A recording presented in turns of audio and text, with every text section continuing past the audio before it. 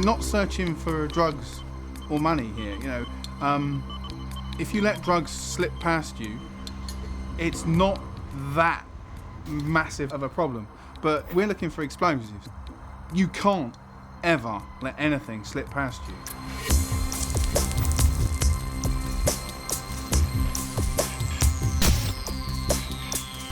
We can search almost anywhere. In buildings, out of buildings, people, cars, you name it, we can pretty much do it.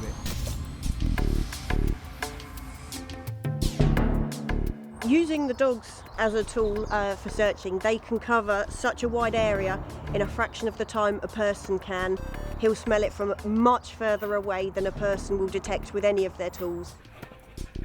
When there is a threat, businesses have to shut down, you have to all move away. So if you can just send the dog in for a quick couple of minutes, saves a lot of time and money. It really is quite a fast process.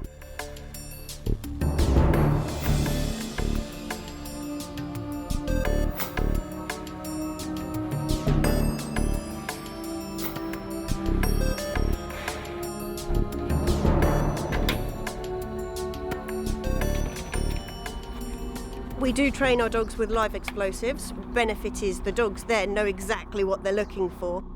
You'll go out, you'll do a routine search, and your dog will seem a little bit disinterested. So you think, right, okay, the next vehicle that comes in, we're going to put something out on it to wake the dog up. So one of the handlers will go, grab one of the various explosives substances that we've got, glove up, and they'll go and have a word with the driver of whatever vehicle comes in, and they will place something on the vehicle for me and my dog to find. We've got the real McCoy. There is no dummies, no substitute for the real thing. The last thing you want to do is use a substitute for an explosive. It won't produce the same scent picture, it doesn't have the same chemicals in it as a real explosive.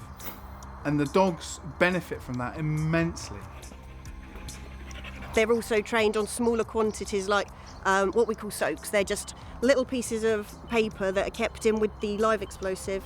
The benefit of using the smallest quantity, so you know that the dog can hit on the slightest hint of the scent. They don't need a huge quantity to be able to tell you it's there. Because the way we're trained, we could send the dogs almost anywhere. If you give us something to search, if it's not obvious, we would find a way to search it.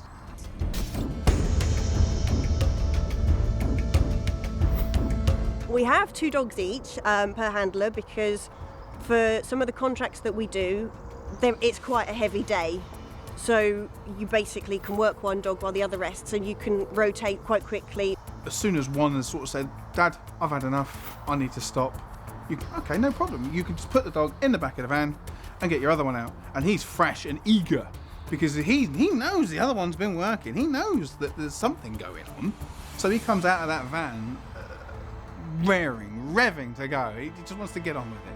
And obviously, if you are searching and you do come across an item of interest, instead of pushing the panic button straight away and calling the emergency services, we've got a second dog where we can go and confirm what the first dog has indicated on. Different breeds do have their strengths and weaknesses. German Shepherds and Rottweilers are often seen, obviously, for guard work, patrolling, man work. German Shepherds in particular make fantastic search dogs for nose work, but due to people's perception, they tend not to be used, and we stick to Spaniels who are a scenting dog. You know, if you're searching a fairly public area and you've got a great big German Shepherd with you, people can be a bit nervous and wary, and you tend to draw more attention, whereas if it's a little Spaniel that's bouncing around and having a great time, it's a lot more discreet. A lot of them like a more discreet service where there's no uniforms, no vehicles marked up, no harnesses on the dogs, so you can clear a whole area in the public eye with just walking your dog out for a nice little stroll, when in effect you've cleared a whole area and you've just made people smile because they've seen a dog in a busy pedestrian area that they wouldn't normally see. Our vehicles, as well as being unmarked, they also are fitted with a tracker system. So for the client as well as our company, they can basically keep track of our movements, see where we've been and when. If there's any discrepancies with anything, they can double check and say, yes, that was done on this time.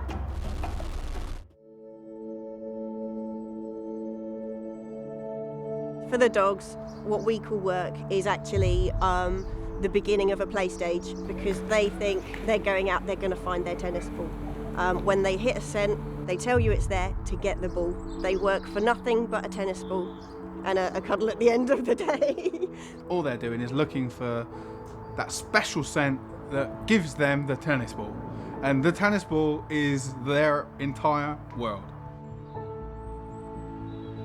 The dogs are very well looked after here. Each dog has its own individual kennel, its own individual run, its own individual sleeping area, and I think they've got an extremely happy life here. You get a very strong bond because you spend so many hours working with them, and ultimately if you can't trust them and they can't trust you, you're not going to work well together, which was a big part of the training, was bonding with the dogs, playing with the dogs, getting to know each other, lots of walks.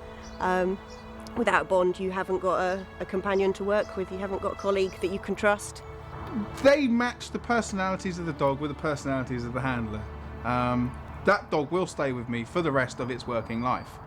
So it's very important that the dogs match the handlers with, emotion and just attitude. When we begun the training process for us and the dogs, it went for more than 700 hours over 13 weeks, which was quite strenuous, a very intensive learning time. Although not many companies do that many hours, you can do a much smaller course, but we did a lot more in it due to the nature of the job. We wanted to be the best at what we're doing.